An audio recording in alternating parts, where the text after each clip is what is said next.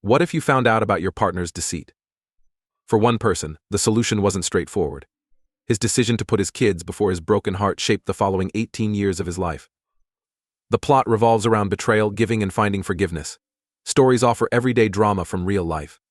Mike looked at the text message on his phone and shook his hands. His entire universe was collapsing. The words on the display burned into his mind. Sarah was seen with another man. They shared a kiss. I apologize, Mike. It was sent by his mother.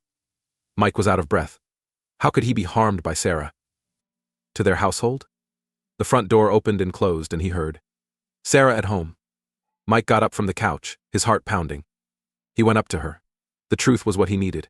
Sarah walked into the living area, and Mike's look made her smile disappear. What's not right? With concern, she inquired. Mike held his phone up and whispered.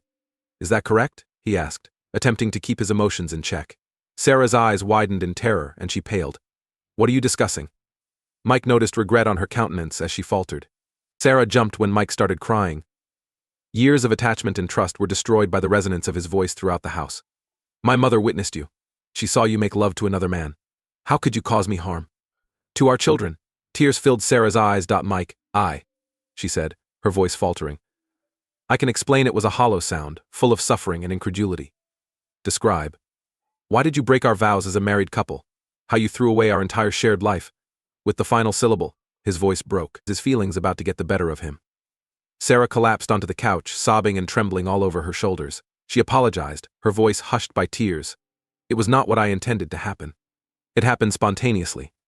Mike took short steps back and forth, his rage building with each one.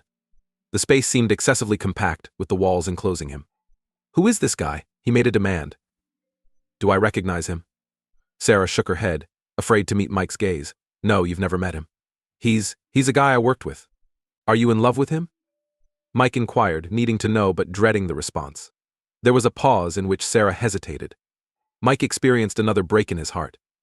I do feel something for him, she finally said. I don't love him, though. Not that I'm in love with you. Mike had a feeling of being struck in the stomach. He had to steady himself by holding onto the back of a chair as the room whirled around him.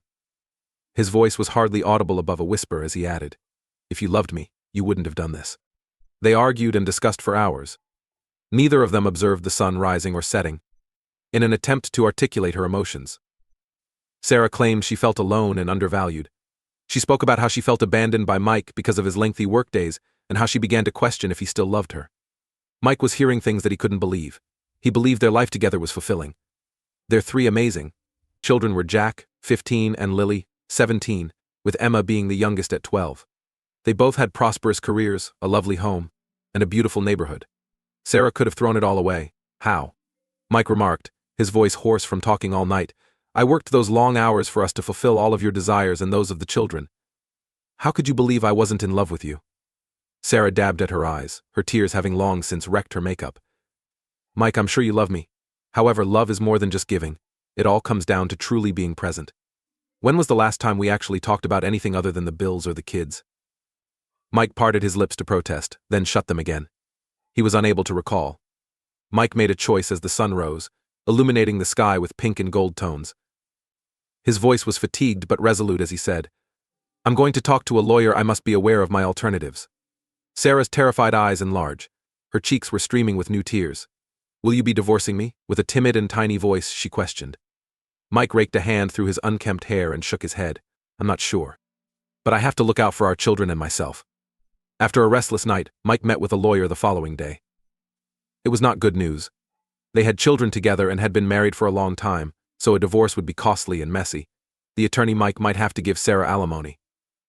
And they would have to divide everything they had, according to a sweet-faced woman named Janet. Mike protested, feeling a new rush of rage flood over him. But she's the one who cheated. Janet gave an empathetic nod. Mike, I get it. But that's not always as important as we believe it to be in the eyes of the law. The welfare of your children will be the court's top priority. Upon arriving home, Mike discovered Sarah seated on the couch, her eyes swollen and red from sobbing. He informed her of the attorney's remarks, observing her expression contort. This is how you can treat me? Her voice rose furiously as she sobbed. You're doing my life damage. Mike was hearing things that he couldn't believe. He felt as though he might drown in hurt and rage due to how unfair everything had been. With a final wave of calm, He yelled out, "I'm ruining your life, it was you who cheated. And our children? Have you considered the impact this would have on them?" Sarah wiped her eyes and lowered her shoulders in surrender. She responded softly, "Of course I thought about them, I want to correct this because of that. Why don't we try to resolve it? For the children?" Mike wanted to refuse. Every molecule in his body cried out for him to get up, back, and go to never look back. However, as he was about to say no, he noticed a family portrait on the mantel. It was from their most recent trip, where they were all five grinning on a bright beach. His determination wavered when his kids' contented expressions returned the gaze. He considered his children, and how unhappy and perplexed they would be without him. As her family collapsed, he pictured Lily, who was about to enter her senior year of high school, attempting to concentrate on her college applications. He considered Jack, who was already battling the demands of adolescence, juggling his parents' divorce in addition to everything else. Emma, who was still very little and naive, was unable to comprehend her father's move out of the house. After what seemed like hours but was actually just a matter of minutes, Mike finally said something. With a reluctant voice, he said, "We can try counseling, however, I'm not guaranteeing anything." Hope filled Sarah's face, but before she could say anything, Mike stopped her with a raised hand. "This does not imply that I pardon you," he uttered forcefully. "It does not mean we're all right. It means I'll give the child a shot." For weeks, Mike and Sarah saw a marriage counselor. It was difficult at first. They discussed their past complaints and wounds. Sarah vacillated between tears and defensiveness, while Mike felt both betrayed and furious. Still, things got better bit by bit. They picked up nonverbal communication skills from their patient counselor, Dr. Reynolds. They knew what had led to Sarah's affair. Dr. Reynolds demonstrated to them that their marital issues predated Sarah's infidelity. Mike neglected to show Sarah his concern despite his arduous workdays. He didn't notice them because he was too busy providing for his family. Sarah, unwelcome and disregarded, began looking for attention in other places. While it didn't justify Sarah's behavior, this did make sense to Mike. He had to acknowledge his part in their divorce as well. For a while, everything appeared to get better. For the first time in a long time, Mike and Sarah spoke more and actually listened. They went to dinner or the movies on their date nights, dropping the kids off with Mike's mother. Both put a lot of effort into saving their marriage and winning back their love and trust. It was Sarah's actions that Mike would never forget, even when everything felt better. The wound and treachery were too great. He worried if she was with someone else when she arrived home late from work. He found it difficult not to go for her phone to see who had texted her. He doubted if he would ever be able to trust her again. Mom kept ordering Mike to get out of Sarah's way. She says that once, during a weekly call, she broke your heart. She'll give it another go. Mike, you ought to be treated better. Mike desired to maintain his family. Since he loved his children, he didn't want them to grow up in a dysfunctional home. His parents' divorce left him feeling confused and alone as a child. The thought of subjecting his children to it pained him. Mike made a difficult decision. He stayed with Sarah until their youngest daughter Emma turned 18 and enrolled in college. He would leave. Though it wasn't ideal, he believed it was best for his children. He would spend as much time as possible housing two parents. The years went by slowly.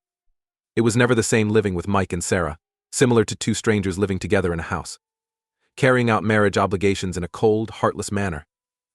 Their love and trust were gone, even though they tried to make their house cheerful and took care of the children. To be the best father he could be, Mike fully committed himself to his kids' life. He never skipped a school performance or a soccer match. He taught them to drive, helped with their homework, and was always there to help. Sarah made an effort to parent well. She attempted to make her house comfortable, chaperoned school dances, and baked cookies for bake sales. Usually her eyes conveyed sorrow and grief. Since kids are observant, they were aware of their parents' worry. Mike's oldest child, Lily, questioned why he and his mother had stopped kissing. Mike paused before telling her that adults love in different ways. He wasn't sure she bought it. After what felt like ages, the day finally arrived. Emma, their daughter, was off to college.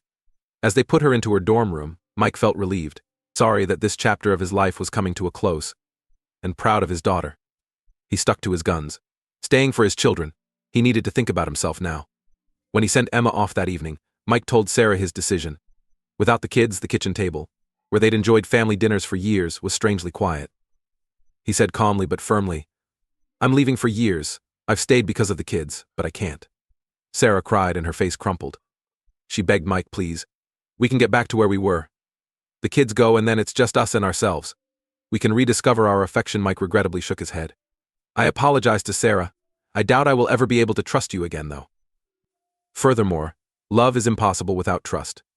Sarah begged and sobbed, but Mike was set on his course. He packed everything and moved out the following day. He knew it was the proper thing to do, even if it was harder than he had ever imagined. When the children learned, they became angry. After all these years, they didn't understand why their parents were divorcing now.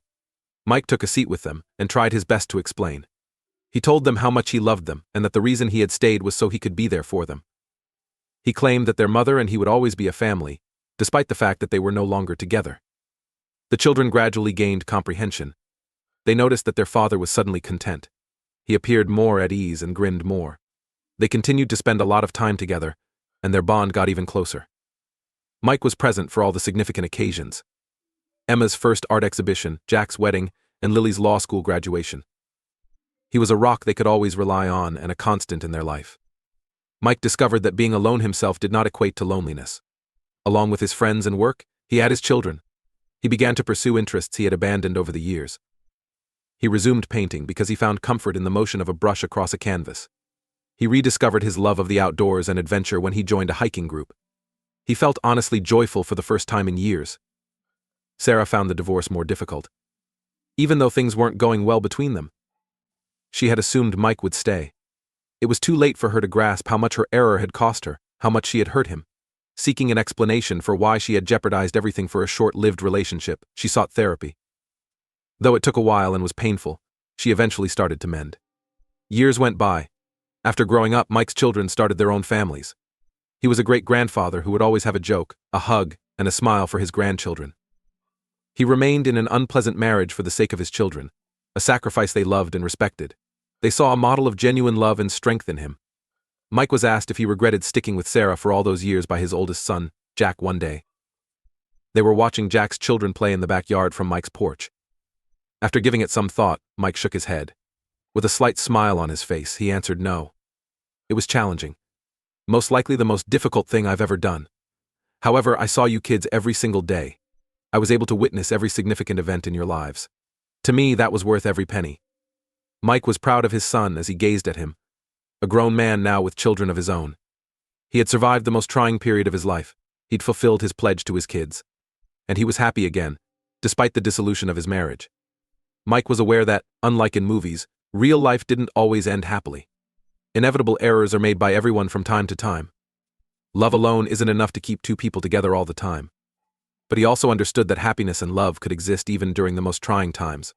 For him, it was sufficient that he had been able to spend those times with his grandkids and children.